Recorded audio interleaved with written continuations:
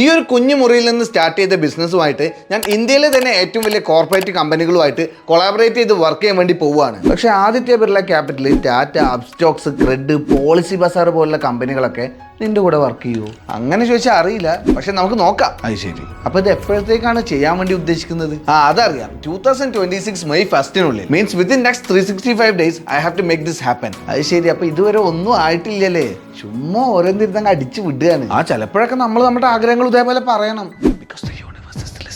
അല്ല, അതൊക്കെ അവിടെ നിൽക്കട്ടെ.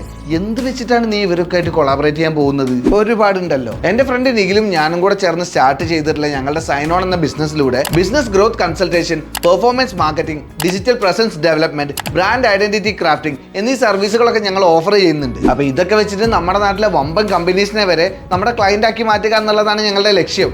കൊള്ളാം മോനെ, നിന്നെ നിരുത്സാഹപ്പെടുത്തുന്നില്ല. നിങ്ങൾ നോക്കിക്കോ, നമ്മൾ നടത്തി കാണിക്കും. പക്ഷെ നിങ്ങളുടെ സപ്പോർട്ടും കൂടെ വേണം കേട്ടോ. പറ്റുമെങ്കിൽ നിങ്ങൾ എല്ലാവരും താഴെ Aditya Birla capital, policy Bazaar, Cred പോലുള്ള കമ്പനികളേക്കൊന്ന് മെൻഷൻ ചെയ്യും. അവരൊക്കെ അറിയട്ടെ ഞങ്ങൾ വരുന്നുണ്ടെന്ന്.